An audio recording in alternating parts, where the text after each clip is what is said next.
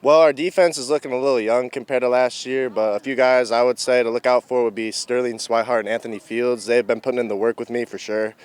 They've been hitting the weights very hard and are looking great for the season. What are going to be some of the strengths of your team defensively? You're going to be obviously one of the leaders having Yes, having sir. the season that you had.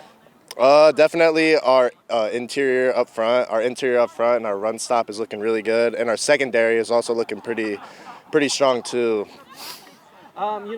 Back-to-back 5-5 seasons. Yes, sir. Some people would be pretty happy with that. Uh-huh. Homestead is not happy with that. No, sir. What's the key to taking the step as a team and improving on it so you get more wins on Friday night? I think it's honestly competing those first two games against Carmel and Noblesville. I think it's competing with those two teams and hopefully getting a victory out of one of those two games because those teams they just do things different down there. And if we could get a victory on one of those two games, I think our record would definitely be better than last year. Yeah, that kind of actually leads into my next question. Uh-huh.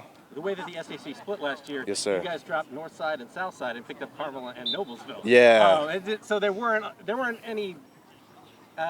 lot of cakewalks on Friday night Oh, for you guys. So absolutely how has that not. toughened you guys up to essentially make you more ready for the postseason, knowing that, hey man, we're playing against 6A powers and the SAC throughout the course of the year to be ready for something like that? Yeah, I would just say like playing against those dudes to start the year, it's just they're bigger, faster, physical. So getting that look early on just gets us ready for the playoffs and gets us like an early look on what we're going to see at the end of the season. Final question, what's priority number one in practice for this Homestead team? What do you guys need to get done early? I'd say physicality always. You can never be too physical.